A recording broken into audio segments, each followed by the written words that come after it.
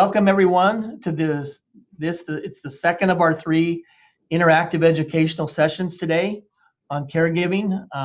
This session is a panel presentation entitled Assisting the Caregiver During COVID-19. It'll be led and moderated by Mr. Gary Barg. Gary was with us at our convention in Tulsa last year, and we're grateful for him for being willing to come back and do something similar today. Gary's considered one of the nation's foremost authorities on caregiving, with a long history of speaking and publishing on the subject. The panel also consists of two other experienced and knowledgeable professionals on the subject, BVA Executive Director Donald Overton and Vispero Vice President of North America Sales and Marketing Richard Tapping. Vispero is the world's leading assistive technology provider for the visually impaired. I'll let Gary maybe do a little bit better, more detailed introductions in just a second, but we encourage you to go ahead and ask questions at the appropriate time once the panel's gotten through with what they've decided to present on. And the best way to do that is, like we did in the previous session, to perform the raise hand function in the Zoom platform. And Charles will acknowledge the raised hand and let you know that you'll be unmuted to verbally ask the question. You can also use the chat function or the Q&A function to type out the question for us. And we can ask it for you if you feel more comfortable doing that. So without further delay, we'll turn things over to Gary. Go ahead, Gary Barg. Well, thank you. Thank you very much. I appreciate being part of this again. I had such a wonderful time meeting everybody in Tulsa, and this is not what I expected if I was thinking about coming back, but you know, you do what you have to do, and I'm just thrilled that everybody is able to be together again. I'm Gary Barg. I'm founder and editor-in-chief of today's Caregiver magazine, Caregiver.com, and host of now 287 Fearless Caregiver conferences we hold around the country, which are kind of on hiatus for a moment. We're trying to do everything like this, Zoom and video, and we've done some really interesting video presentations that you can find on Caregiver.com. I just wrote the book, You Are Not Alone, which is about the lessons that we've learned from family caregivers around the country, the tips and the advice and the techniques and the tools that the caregivers have shared with us. And frankly, it's much overdue, because I do share this advice. You know, a caregiver in New Haven 12 years ago had a wonderful explanation about how to get your loved one to accept in-home care. And I've shared that with every member of every event going forward, but it's nice to be able to share it in a book as well. So I'm pleased to be moderating this event with these two amazing experts. I'll give you a short overview of them. We'll go for some questions.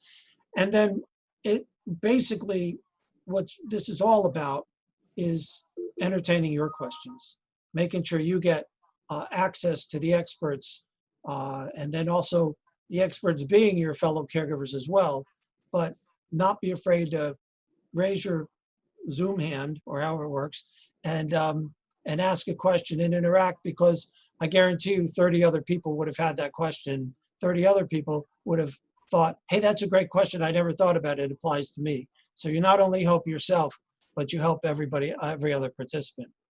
So that's enough of me. You can join our free weekly newsletters at caregiver.com if you want to hear any more from me. Donald Overton is, I want to give a little bit of background on you, because it's really quite impressive.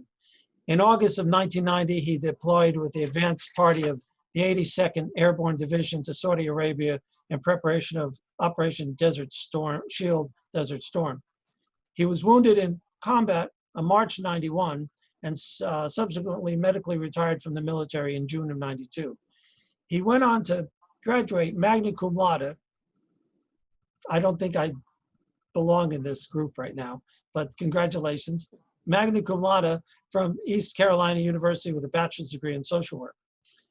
He possesses a diverse occupational background to include positions held at federal, state, and local levels of government, nonprofit leadership, and extensive volunteer experience. He has over 27 years of active service and leadership within multiple veteran service organizations. And we are pleased, and I am pleased, to introduce you as the Executive Director of the BVA, Blinded Veterans Association. So congratulations, and we're thrilled to have you. This is a new posting, I think. Roger that. Yes, sir. Yeah. Excellent. What I want to do is jump right in and talk to you about something that I find incredibly important and maybe even a little confusing. So I wrote it down. We know that, I wrote it down and I need to find it. The VA proposed to modify its definition of inability to perform an activity of daily living, or ADL, to mean that a veteran or service member requires personal care services each time he or she completes one or more of the specified ADLs, and would thereby exclude veterans and service members who need help completing an ADL only some of the times the ADL is completed. And VA received, and I read this whole report, numerous comments about this proposed definition. Many commentators believe this definition is too limiting, and some suggest a less restrictive definition, and others required clarification or suggested alternative approaches. I think this is probably the most important thing for us to have a conversation on at this point. How can you shed light on what's going on at the VA? Yeah, and so I'm happy to begin to address this. As many of those that are joining us today are well aware, Blinded Veterans Association was at the forefront in the advocacy for the expansion of the caregiver benefits. Originally, the Department of Veterans Affairs stood up this new program for our post 9/11 veteran community, those individuals that were coming back from combat operations with debilitating injuries, traumatic brain injuries, amputations, things along those lines. And so we were extremely supportive of making sure that they were cared for in their transitions back home. But we immediately moved into looking at and identifying the needs for other generations of veterans to equally be able to benefit from such a program. So through countless years of advocacy, many of my predecessors, Dr. Zampiri, who's now the president of the organization, my immediate predecessor, Joe Bogart, former executive director, and others were extremely instrumental in looking at getting this expanded benefit for other groups of veterans. So in driving that legislation through both chambers of Congress, the House and the Senate, and getting the comprehensive new caregiver benefits put into law, then we went into the VA regulatory process, where the VA post their intended rulemaking process and procedures. They received hundreds and hundreds of comments, Blinded Veterans Association being one of those groups that presented public comments.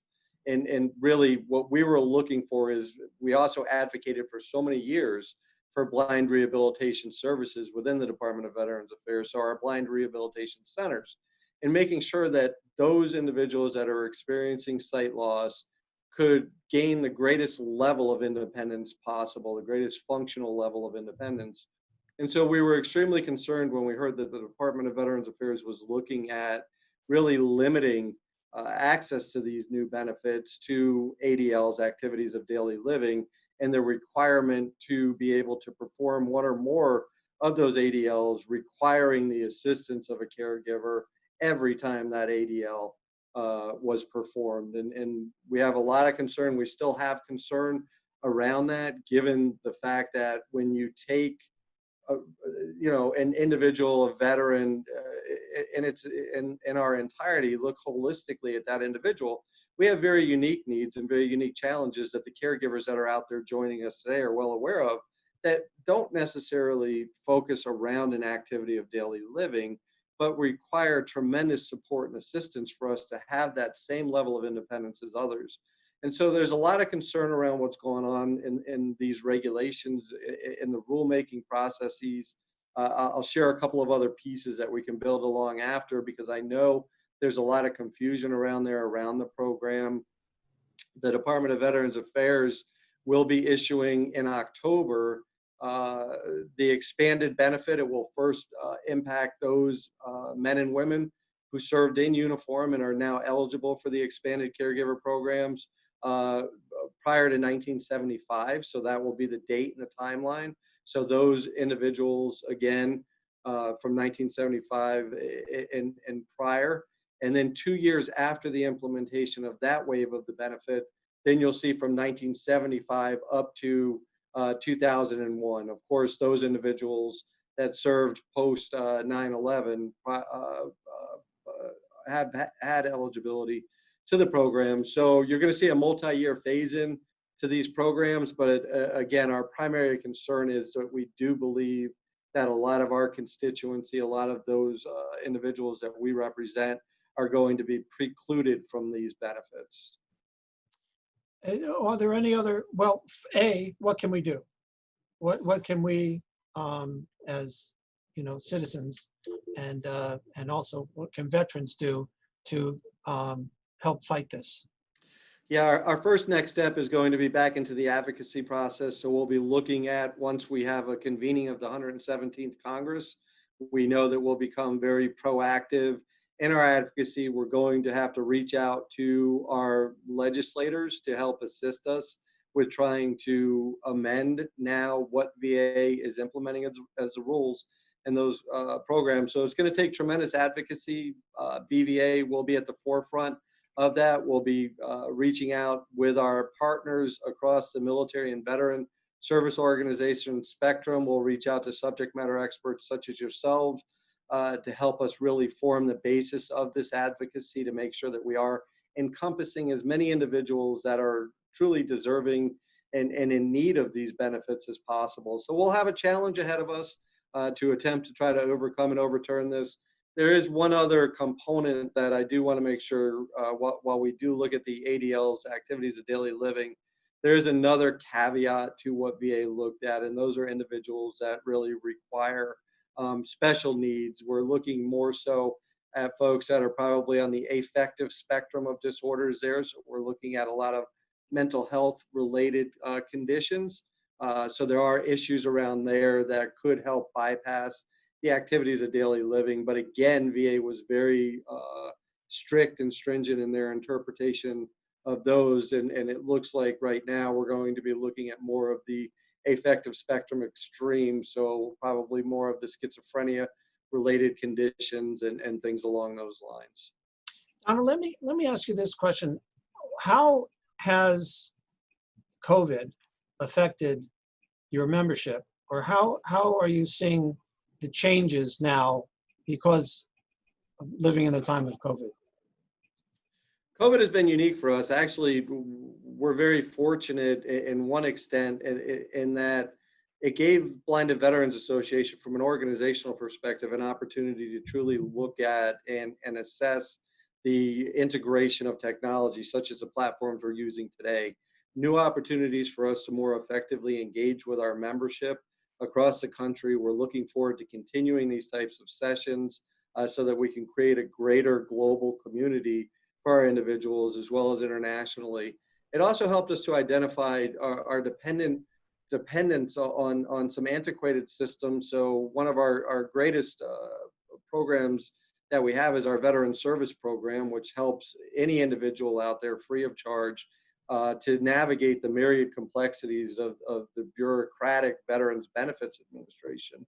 So in this time, this lull, we've been able to embrace technology to move forward, to really move into new and improved technological approaches towards service delivery. So from an organizational perspective, it's really been the catalyst for us to modernize, which was important for the organization. But by the same token, we've missed out on tremendous opportunities to bond with one another, to really have that sense of family that's so important for an organization such as ours, to be able to come together. So with the cancellation of our national convention for the 75th anniversary of the organization was devastating for us from an organizational perspective, and to be able to bring those folks together. So, I think the biggest thing is we're seeing that, down at the local grassroots level, to where our regional groups, our chapters have not been able to come together as they normally would. they're missing those opportunities to have those, bonding opportunities. And then for the caregivers, I think it's extremely important for them because oftentimes when we would have these regional group meetings, it gave them an opportunity for some of the respite care that's important so that they could get together with other caregivers while us knucklehead blinded veterans went off and got into trouble on our own for a little while. So I think, we've seen some good, and unfortunately we've seen some, unfortunate situations as well. I truly understand that. You mentioned the VSOs, and I wanted to just ask you quickly, if you're a caregiver and you have a loved one who's a veteran, or you're a veteran, or you're both veterans, is your first access point to the network the caregiver coordinators, the VSO? Where are you going to step in and get the best partnership solutions and contacts?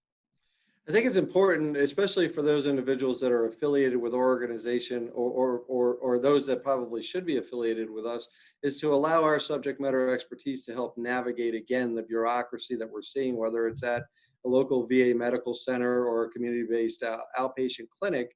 It can be extremely frustrating to get to the right points of contact and to be able to truly understand the complexities of these systems. And so it's always important. We've got a great team of national service officers here that are educating themselves up now on the implementation of the expanded benefit and programs that can help, guide folks through this maze of a process and to make sure that they are getting all the benefits that they are entitled to. And then we can help also to identify and connect them with those individuals throughout the entire enterprise of the Department of Veterans Affairs based on where they're located at. We've got direct access into those directories. We can make sure that there's clean handoffs and really make sure, we get calls here regularly from folks that don't understand what a visual impairment services team is all about and the individuals that are there to provide this level of case management for them. So I do think that the VSOs play a critical role in this, and once we make the connection and the handoff to those team members within the Department of Veterans Affairs, then we just continue on to help, to complement and again make sure that all of their needs are being met. Call BVA first. I think it's a great idea to call our team first. Let us make sure that you're getting the right information at the right time, and then from there you'll make the contact, and if need be, if you experience an unfortunate situation of a breakdown of communications, we can help facilitate that process. Excellent. And now I'd like to introduce a good friend of mine, Richard Tapping, who is Vice President of North America for Vispero. And he'll explain what Vispero is. It's an amazing organization. He's been with the company almost 10 years, managing sales and marketing across the US and Canada. Richard also serves as a board member of the Vision Council, which I hope he'll explain as well, and is the chair of the Low Vision Division, I like that. See, I got lost there. A member organization aimed at increasing awareness of low vision, improving access to service and aids, and is leading efforts to improve health insurance coverage through Medicare. Bless you for that. Richard also sits on the board of directors for Support Sight Foundation, a 501c3 public charity, and their goal is to provide patient education and access to low vision resources to help individuals, families, and caregivers whose lives are severely impacted by AMD. And we spent the day together in Tulsa as he was one of our panelists, and we're thrilled that he's come back and joined us again. Good afternoon, Richard. How are you? Very well. Very good to be here. Congratulations on 75 years, everybody. Excellent. Yeah, that is excellent. What advice can you give caregivers that might be struggling to get their loved one to accept their condition and start engaging in solutions? So I always refer to my own experiences with my grandfather, who suffered with vision loss in his later years, was diagnosed, and for the first, I'm going to say 1 or 2 years, nobody around him actually knew that he'd been diagnosed. And so we had experienced him withdraw from daily activities. And I'm originally from the UK. So on one of my trips back at Christmas time, I visited my grandfather and subsequently found out that there was a handheld magnifier on the table, which of course intrigued me given my background. And he, was very dismissive of it. He said it didn't work for him. He struggled to find the right field of view with it, depth of field rather, to bring it into focus, and just simply put it on the shelf and it sat there and collected dust. And I suggested that maybe use a stand magnifier, because that can help dictate the level, how far off the page the magnifier needs to be for you to read it. And so we attempted that. And again, I checked in after a couple of months. Unfortunately, also did not work. He hadn't started using it. And these experiences tend to play very negatively on, in my experience, my grandfather's outlook on what might be possible, because they compound the issue. They tend to compound the issue and create more hurdles, or certainly the view of more hurdles. So we changed tactics, and we tried it again with a couple of more devices. We tried electronic magnification, little handheld magnifiers that took out any variance of where you had to hold the device. It also removed the distortion in the optical glass that may have occurred. It gave him the freedom to use multiple levels of magnification. But the real tipping point, the aha moment, was contrast. The fact that he was suffering with cataracts. It had surgery. It improved it a little bit, but not significant enough where he could just simply read text. He was really struggling. And the magnifier clearly didn't help, because it really wasn't about magnification. But we couldn't really understand that, and it was difficult for my grandfather to really communicate what that hurdle was. As far as he was concerned, he was given a tool, he tried to read with it, and he couldn't. So we revisited this with a device that had contrast built in. It was a little handheld magnifier, and immediately the aha moment happened, and all of a sudden we had a device for him that worked. And every time I attend numerous conferences, or I did before COVID, where we sit with probably several thousand consumers in the US per year, where they'll come and they'll try out different products, whether those are new products or old products, doesn't really matter. And it's always amazed me where we can put one device in front of a patient who's been diagnosed with a certain condition, that the last 10 patients that we'd seen worked very well with that device. And so the automatic thought process is, well, this is going to work again. And it doesn't always. And it's very easy to stop. It's too easy to stop, because again, I refer back to my grandfather. The compounding negativity that was occurring with my grandfather means that it was even more difficult to have a conversation with him about potential tools that we could introduce to help him get access to printed material. And I had another story in a conference where I was talking to a caregiver that had a student with them, and the student, this young lady, couldn't use magnification. She'd tried different magnifiers, couldn't use them. And the caregiver was telling me how they'd gone around, they'd been trying for months to try and find a solution, couldn't find anything. And we were just by chance playing with another magnifier, a desktop magnifier this time, slightly bigger. And again, it wasn't about magnification. This time it was about introducing what we call lines and blinds. So reading lines to help navigate the text, and what we call blinds that help, if you're looking at a large page of text and you're trying to focus on one line, with certain conditions, that can be very difficult to bring focus. So there are features available in a lot of these devices that can turn the tide for somebody.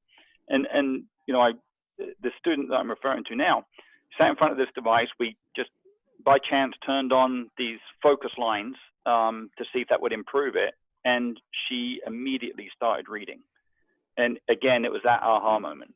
So my advice for caregivers are, having me being one myself with my grandfather, and kind of taking that role on during conferences where we see consumers, is while these devices work very similarly, they are extremely different when it comes to the types, the features that they might have, and more importantly, the patients are all very individual. And while one person may not, it may not work for that person, you'll show the next person with the same condition potentially, and it will work for them. So, you know, for me, it was, for my grandfather, it was try and try again. Don't get disheartened. Introduce different and new technologies and products and aids, whatever is at the disposal, and just keep trying. Yeah, that's an excellent point, because for me, we call the caregiver the CEO of Caring for My Loved One, Inc. And so as a manager, as a caregiver, as a practitioner, instead of, you know, just saying, well, that particular viewer didn't work, now my loved one's annoyed, I don't want to go back and try to do something else, you have to keep analyzing, keep trying to figure out. And that leads to my second question. Where do you go? How do you find the variety of solutions, and how do we demystify the tech involved in low vision solutions that are available these days, so we're giving our loved ones the opportunity to have the best possible product? So I think I just maybe have said it, where, you know, these devices are not all that different. I mean, that's really the punchline. But they have all these tiny nuances, different features, different magnification tables. So, you know, generally speaking, the three main things that we're looking for is magnification, lighting, which is extremely important and all too often overlooked, and contrast, which from my personal experience was the aha moment for my grandfather. We'd introduced all the other things. So really, those are the three main foundations that you want to build from. And you can start with one, not all of them. So, you know, for example, magnification. You know, we can just start with an optical magnifier and see, are we getting improvement out of an optical magnifier? And this is something you can simply just put in front of somebody. Lighting, am I in the right lighting conditions? You know, if I introduce more light to that particular work area or the dining room table or wherever it is that you're, you know, happening to be, are we improving your ability to get access to that print? And then finally, contrast. You know, how do we improve the contrast of the print that that you're trying to read? And then when you bring those three things together, you typically have your aha moment. And again, much of these devices work very similar. You know, they all typically have a magnification. They all typically have some form of built-in lighting, and they all have the ability to do contrast. The only ones that don't do contrast clearly are the optical magnifiers, because they have no electronics in them. So when it comes to the, you know, what are these tools ultimately doing, that's what they're providing. Now, they do come in different form factors, and that can be where it gets a little tricky when you step back and look at the array, the portfolio that tends to be out there. It can be overwhelming, particularly for those that are newly diagnosed. You know, if anyone's familiar with a desktop video magnifier, you know, these things are pretty large. You know, they've got a 24-inch screen. You know, if you're newly diagnosed, that can be intimidating. You know, I certainly always try and show the, you know, the individual features, magnification, lighting individually, so it's easy for somebody to get used to the concept of what that means. And then you can step up, assuming that you need that higher magnification to go with the desktop. But the form factors really are there. The rule of thumb is the more you read, the larger the screen you want, because it can be very fatiguing. If, for example, you're trying to read a book with a, you know, a handheld magnifier of a 4 or 5-inch screen, you're only going to do so much reading with that type of device before it gets really quite fatiguing. Whereas if you're sat in front of a desktop machine and you have a much larger field of view, you can have much more real estate on the screen. You have an XY table to easily move your material around the camera. It's a much more comfortable position that you can sit at for prolonged periods of time to do reading, book reading, back to front, recipes, whatever they might be.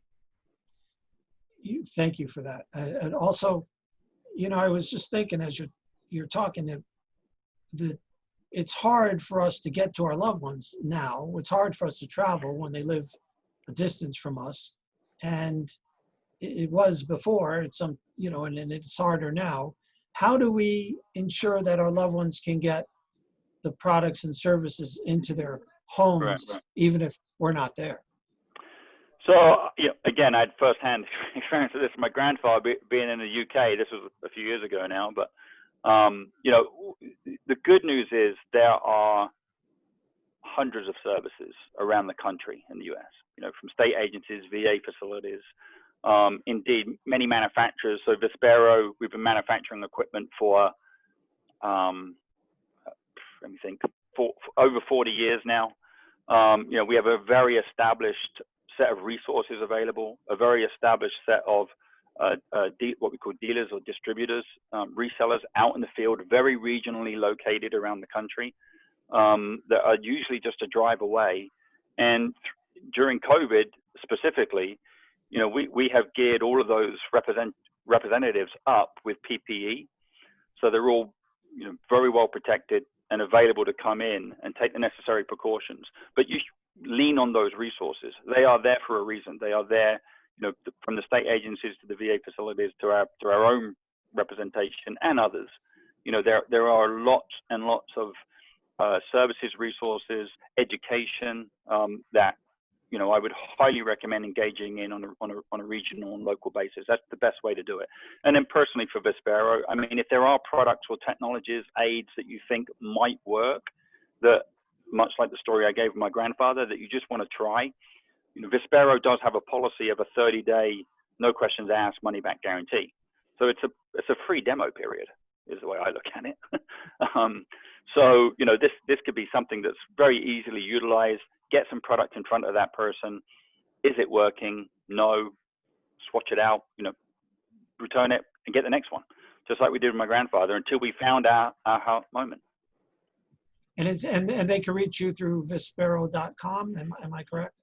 Yeah, let me take 30 seconds, or 2 minutes, just to explain Vispero. So if those that are here that are not familiar with Vispero, Vispero is basically the parent company that acquired Freedom Scientific, Optelec, Enhanced Vision, and AI Squared. They also own a company called the Paciello Group, which focuses on ADA compliance, web accessibility, mostly services of that nature. But the product areas, the Optelec, Freedom Scientific, Enhanced Vision, and AI Squared, was rolled up under one parent company called Vispero. But those brands are still the brands that we go to market with. So in the stores, you know, you'll still find the Freedom Scientific brand, the Optelec brand, the Enhanced Vision brand. And they try and take a slightly different approach in how they are, what the design ID, meaning Optelec tends to introduce a lot of touch interaction. That's not for everybody. So that, you know, why the Freedom Scientific will be very tactile. So they try and give their own IDs in terms of the design, but that's how the roll-up is for Vispero. Well, I heard of and know all those companies individually, so that's those are the names that most people are familiar with. Yeah. That's fascinating. Donna, you know, there's something that I want to ask you as well, regarding you know, new people whose loved ones or who are newly diagnosed or who just find out about BVA.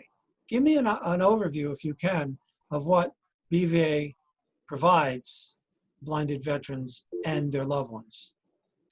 Sure, happy to. So one of the very first touch points for us traditionally is going to be individuals that are trying to, again, determine how to really navigate the complexities of the Department of Veterans Affairs, such a huge and complex system, whether we're looking at the Veterans Health Administration, the Veterans Benefits Administration, and then ultimately what we'll all deal with at some point, which will be our National Cemetery Administration. And so BVA has done a really good job of putting together the Veteran Services Program that puts subject matter experts out there that can help to ensure that, you know, those needs are being met at whatever level individuals require initially. You know, how to get into the healthcare system through filing the initial 1010 EZs and getting access to care through that, or then determining what the other benefits are. Then advancing that through into, you know, making sure that they are getting enrolled with the right services and programs that are internal. And this goes through the whole life cycle of our veteran population. So not only are we there for those components of that, but also, you know, as spouses require additional assistance in guiding that. BVA has several programs that are out there. One of the best known programs probably for the organization has been the Operation Peer Support Program, which is really a unique program in that it takes newly blinded veterans and instantly connects them with other blinded veterans. So it really epitomizes the blinded veteran helping blinded veteran model. And it's amazing the accomplishments through this program of what we've seen individuals be able to engage with and accomplish in their lives. So whether it's, some of our real rock stars out there that are climbing some of the highest peaks of the world in mountaineering or kayaking, incredible rapids, or other programs, therapeutic horseback riding. There's groups that are hiking the Appalachian trails, but it's really that opportunity to understand that there is life after blindness. It's such a shock for those of us that experience it, to go from being actively embedded, engaged in a theater of operations, medevac back, and all of a sudden find ourselves in these processes. So BVA is there really from point of trauma all the way through the life cycle for the veteran and their family. And now we want to take that a step further with new initiatives that we're launching now. We're beginning to look at things that prepare our warfighters to make sure that their needs are being met downrange. So we are in the process now of launching more robust research initiatives for the first time, partnering with our sister organization. I'm sure Richard will be happy to know about that. So we are working with our Blinded Veterans United Kingdom. We already have an exchange program, Project Gemini. Some folks might be familiar with that program. But we're also in the research sector now. And what we're looking for is our two countries have always been co-located downrange when we get into the battlefield scenarios. And oftentimes our casualties might go through a UK field hospital or vice versa, depending on where we have the right medical personnel established. And unfortunately, still to this day, we don't operate under the same protocols. We don't use the same equipment. So what we've done is partnered under a new international joint ocular trauma task force that the two countries have taken the lead on. For us on our side, we're working with the Department of Defense and the Defense Health Agency. And on the UK side, they're working through their channels as well, because we really want to find those opportunities to be able to make sure that we're providing the best possible care at the point of trauma. And then we're also trying to drive new policy initiatives here to get vision centers of excellence established, because all too often what we find is our wounded get sent back to facilities that are geographically based, sending them to the closest facility to their home of record. And that doesn't necessarily make sense when you're dealing with the intricacies of eye injury. And so we would like to have 4 centers that are established to make sure that they go to the best place with the best surgeons to have the best outcome. But the other component for that, aside from that, that we've also stood up and we're just beginning to build out now, is in the research sector, which is the Warrior Alliance to Restore Sight, the acronym for that being WARS. And it's very important because there's huge gaps in the research sector. The Department of Defense, through the congressionally directed medical research programs, do a phenomenal job of really funding some research initiatives. We get those through those federal funded dollars. And then, of course, the National Institutes of Health through the National Eye Institute. But there's this huge gap in research and research opportunities. And we feel as if we're well aligned and well positioned to start bringing together different groups through really P3 initiatives, public-private partnerships, looking to bring foundation dollars and other opportunities to come together with a lot of these initiatives to make sure that all of these unfunded research programs find some funding so that we can move really from, from benchtop, to the levels of care. And a lot of this would be looking at things such as developing more protective eyewear that can function downrange to try to prevent blindness in the first place, but then making sure that that entire continuum of care is driven, that it's right sized and that it makes sense and then ultimately that we're funding the researchers that might help to enhance the outcomes, and then bringing companies such as Richards and others in to really understand where we are at that point of time and how do we integrate technology into the continuum of care as well as soon as possible, so that situations such as he experienced with his grandfather and that I personally experienced and so many of our members did, which is the frustrations of trying to determine technology well down the cycle of having experienced the trauma. Thank you. And to the guys in the control booth, Stuart, Tom, I don't want to go over if there are questions from the attendees. If you guys have found any questions you want to share from the participants, let me know. No, amazingly enough, I don't see any questions right now. I don't know if Charles, can You you? answered everything. Yeah, you There's covered been no everything. We've got a questions. couple more Everybody's minutes been left. I glued. don't know if you want to wrap up or. Well, it's funny. Donald did something that actually answered the question right before I asked it, which is great synchronicity about what's new in your world, and you did a brilliant job. Thank you.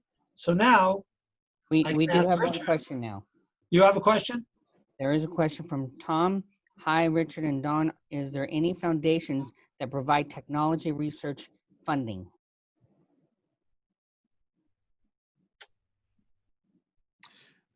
Richard, I don't know if you no. have, yeah, I was going to say, there's definitely not enough out there. I am familiar with a few that we are exploring right now that are out there. I've got a small portfolio that we've developed, and I think there's going to be greater opportunities. The big piece for us at Blinded Veterans right now, and we just launched this in the last couple of weeks, has been looking at the corporate sector.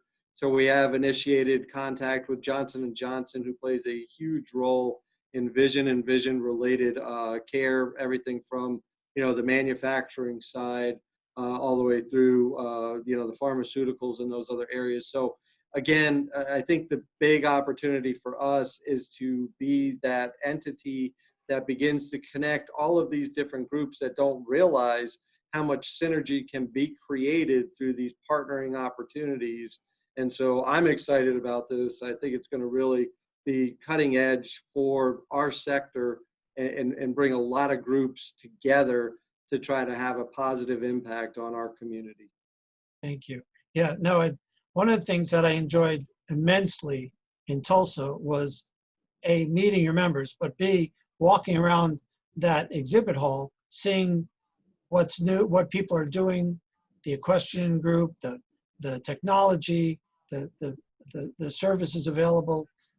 So that's why I wanted to throw this back over to Richard. And that's been a year. So what challenges have we solved since then?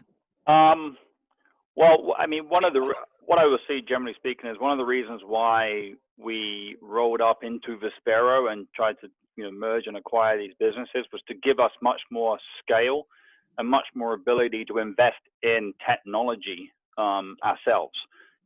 These individual companies were fairly small, and they were really hindered in order to be able to put real dollars behind, significant projects. And while I can't talk specifics, I can share that we've got, two very encouraging developments that we've invested lots and lots of funds into. One on the low vision side and one on the blind side. And all I can really say is watch this space. But in the next maybe 6 months or so, that's how close we are. 6 to 12 months, you should start seeing some developments from us. But it's really encouraging, and it's been fantastic to be a part of that, particularly over the last 12 months in helping develop these projects. Excellent. There's a question from Paul. He has his hand raised. Paul? His mic is off, I think.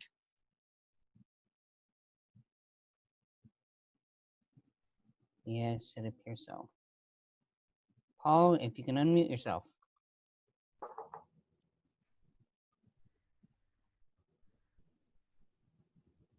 Alt-A on a keyboard will do it if you need the shortcut.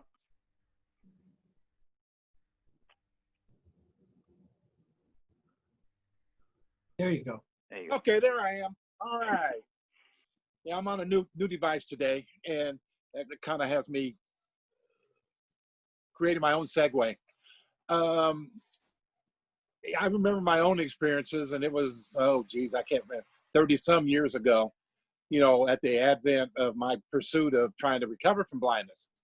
And, you know, my CCTV was a 13-inch, you know, one of the early ones of VTech. But I bet it was a tad heavy too, Paul. uh, I said, I bet it was a tad heavy as well, Paul. oh yeah, it was. And it was a portable. Yeah. 30-pound portable. But here we are now with miniaturized electronics, and, you know, a portable can, you know, at least be down to 15 pounds. And so I guess what I wonder, and this is for, you know, Don, you know, in particular, in looking ahead, but can BVA rather, position itself in that between research and between, you know, our membership and consumers, and as the consumers try to hook up with the benefits of research and rehab facilities, can we work to create another level of interaction for potential consumers, especially where, at least within the VA, they can come up with another level of evaluation? Because right now, for instance, if we don't have a visor, we may not have much in the way of evaluation available for a lot of veterans. So they don't get evaluated until they can go to the blind rehab center 9 months later, in a lot of cases, or more. And so then what Richard was talking about and trying to identify the right technology, it won't happen until then. And then talk about the mounting frustration and disappointment, and all of that just grows. So I'll leave it there. Yeah, Paul, and I think you raise a good point, and it's something that we're actively exploring as we look across this entire spectrum right now.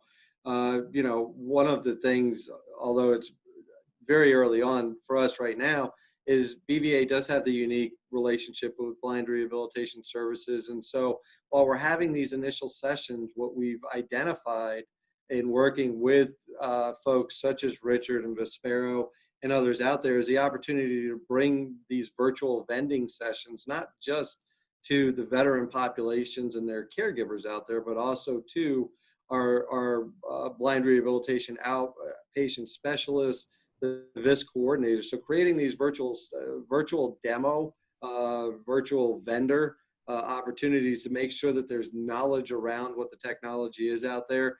And then we'll have to look at, you know, do we have the opportunity to deploy additional technology approaches to be able to engage, to do these types of screenings? Are there greater opportunities for us so that folks aren't, you know, geographically limited to have to go into an actual blind rehabilitation center? I'll speak from experience. I become frustrated myself. Sometimes I'm interested in new technology and I get told that I have to come for a 2 or 3 week inpatient just to be screened and to be able to be able to receive that equipment. And that's not viable for somebody who's trying to have a professional career out there. So I lose out on opportunities for technology through the Department of Veterans Affairs. So I do think what we're seeing from VA is unique new approaches, and we'll continue to see that evolution. We'll partner with them towards that, but then we'll also need to work with Vispero and the other folks that are out there on the tech side to figure out how best do we create these opportunities and make sure that they're there so that we can get those options and opportunities for folks who experience technology, and then make sure that we aren't creating systems that limit them to have to go through that bureaucratic process within VA before they can receive the technology. Thank you. Yeah, thank you very much. And thank you, Paul. Thank you for the question. I think I need to roll up at this point. So I want to ask you my favorite, and normally my panelists' least favorite question. I'll start with Donald. What's the one most important piece of advice you want to share with family caregivers? You know, for me, the most important piece is you're not alone, right? That oftentimes we find ourselves, and especially, you know, for those of us that are dealing with sight loss, we really and truly become shadows, and we tend to retreat from society. You know, I deal with it every day. I have some very minor usable sight, but as we walk down the street with a long cane or with a guide dog, it's the parting of the Red Sea. People will go out into the street to avoid us. And so you really find yourself becoming more and more isolated. And that isolation, you know, leads to different affective spectrum, whether it's depression, anxiety, and once we end up in crowded situations that we can't necessarily navigate. And then that transfers over to our loved ones and our caregivers. So it's important for all of us to realize that, you know, we're not alone. There's support that's out there and support for our caregivers. Don't take your frustration out on those that are trying so hard to care for us. It's challenging for them as well. So it's very important that we acknowledge what goes on for all of us, that we take advantage of those that are willing to tolerate us, and that we stay there. But, you know, remember that those that are there for us all the time, you know, they need that acknowledgement. It's just important. So remember to love one another. Remember that we are a family. We're a unique family. And when you need help, we're here for you, and there's others that are here for one another. So don't let that go by. Just make sure you take advantage of that. Thank you, Donald. Well, you know the question. So, what's the most important piece of advice you'd like to share with family caregivers? I'm gonna I don't want to shadow what Don just said. I think that's the perfect finish. It was great. It's hard to top that one. I'm not even going to try. No. So, I think that's the best leave-off message that we could do. thank you. Well, I hate to cut you guys off. We could probably go on for another hour. You guys have done great. Really appreciate your time and your perspectives, all from a kind of a different angle. I thought it was a great exchange between the three of you, all from different perspectives.